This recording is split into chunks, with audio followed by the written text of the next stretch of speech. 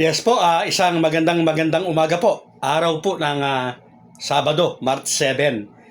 Isang napakainit po na issue ngayon ang ating tatalakayin.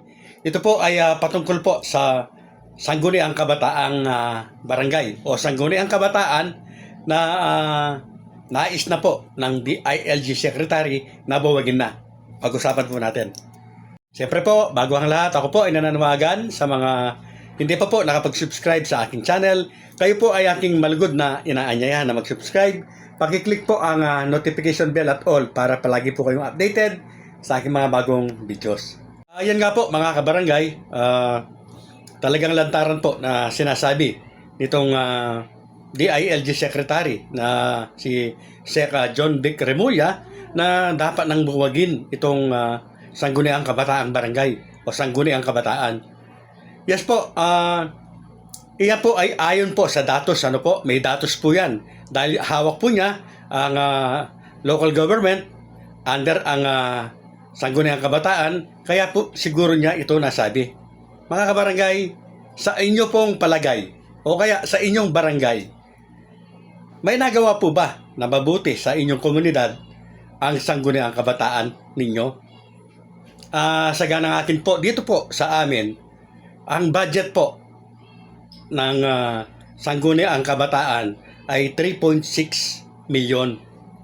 Dahil ang budget po namin sa barangay ay 36 million, so 10% po ng budget ay sa SK.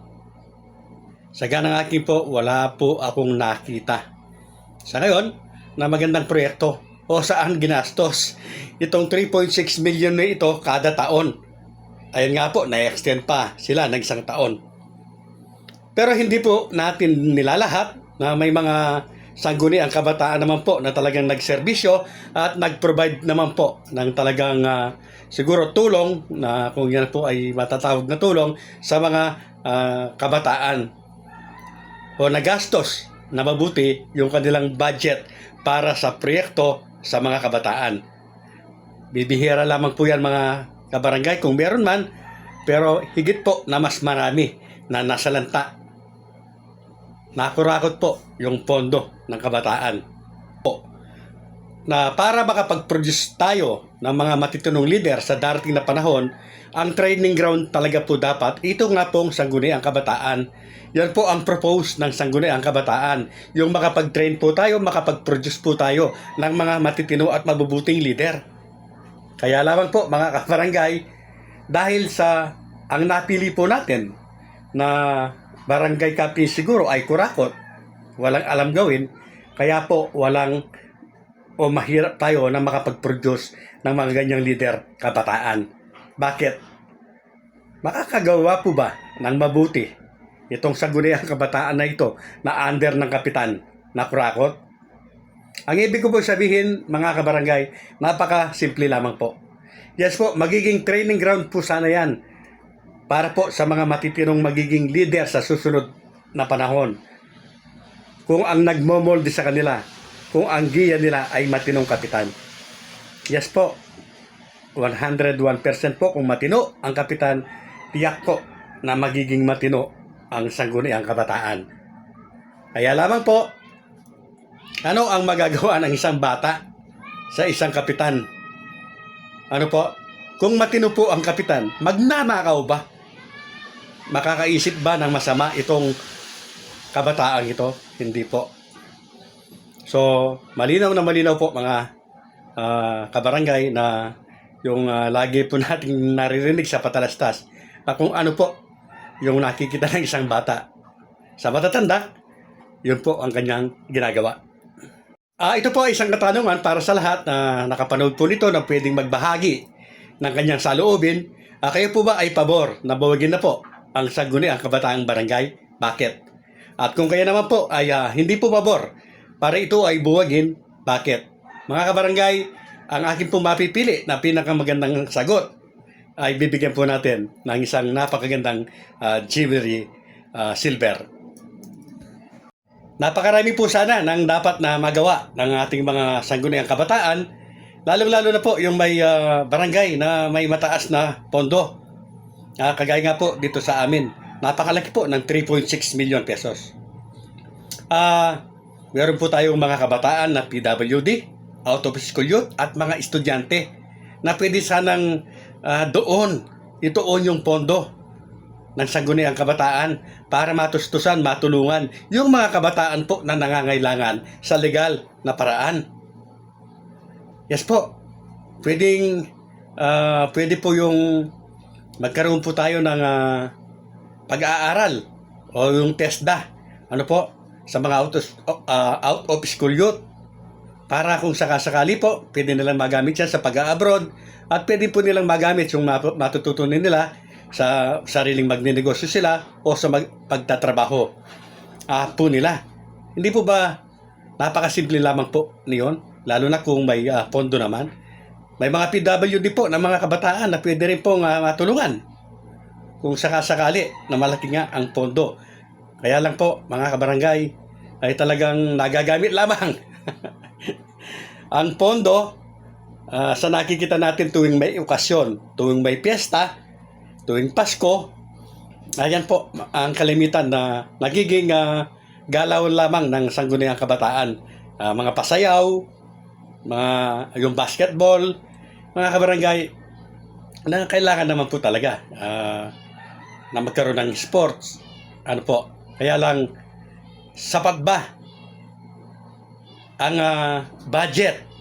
O ibig ko po sabihin, magkatugma ba yung budget na ginastos ng sanggunian sa mga activities niya sa loob ng isang taon? Muli po, sa ganang akin, ako po ay sang-ayon na buwagin na po ang Sangguniang Kabataan. Dahil pwede naman pong matulungan yung mga kabataan, 7 naman po yung mga kagawad na yan Pwede naman pong i-handle ng isa sa mga mananalong barangay kagawad yung pong para po sa mga kabataan. Ang nakakaawa po dito, may dagdag ko lang yung senior yung mga senior citizen natin. Ako po isa ng senior. Alam po ba ninyo na 10% nga po ng kabuuang pondo ng ating barangay ay napupunta po yung 10% sa Sangguniang Kabataan. At 1% lamang po, 1% lamang po ang napupunta naman sa senior citizen. Kasama pa dito sa 1% na budget na ito yung mga PWD na napakalaki po ng agwat, mga kabarangay. Sana paging sa mga nanunungkulan natin. Kung mahal po ninyo yung ating mga senior citizen, baka po pwedeng dagdagan naman ninyo, taasan naman ninyo, at kung sakali na mabawag na nga itong Sangguniang Kabataang Barangay, yung 10% siguro ibigay na lamang po sa mga senior citizen. Muli po, aking mga kabarangay, ang Sangguniang Kabataan po ay tunay po na ito po talaga dapat ang propose nito na maging training ground nga ito ng mga kabataan natin na magiging future leader natin. Future leader po na talagang matitino. Future leader na talagang magtatrabaho para sa barangay, para sa baryo, para sa bayan, para sa lahat po ng Pilipino. Kaya lamang po, mukhang, sabi ko nga, nagbaligtad. Imbis na po ito ang maging training ground para makapag-produce po tayo ng mga mabubuti at matutunong leader, ay ito pa po yung naging training ground ngayon. O ito pa po, o dito po sa SK o Sangguniang Kabataan nito, nagmumula yung mga maliliit na buhaya hanggang sa lumaki na maging malaking buhaya na. Hindi ko po nilalahat. Hindi po natin nilalahat na lahat ng kabataan ay na-training para maging mga kurakot. May mga matitino din naman po, kaya lang iilan lamang sila. Mas marami po, mga kabarangay, ang natuto ng hindi maganda dahil yung kanilang kapitan ay hindi maganda ang pamamahala. Kaya para po sa parehas at napakagandang talakayan, lahat po ay aking inaanyayahan na magkomento. Negatibo man o positibo po dito sa aking content. Ang inaasahan ko po ang inyong pakikialam. Inaasahan ko po ang inyong pakikibahagi sa napakainit po na usaping ito. Uulitin ko po, mga kabarangay, kayo po ba ay pabor na bawagin na ang Sangguniang Kabataan? Bakit? Kayo po ba ay pabor na dapat na manatili ang Sangguniang Kabataan? Bakit? Muli po, Coinersing nagpapalas. Salamat po sa lahat ng sumusuporta at sumusubaybay. Lalo-lalo na po doon po sa mga malalayong barangay na naaabot po ng aking channel. Maraming salamat po.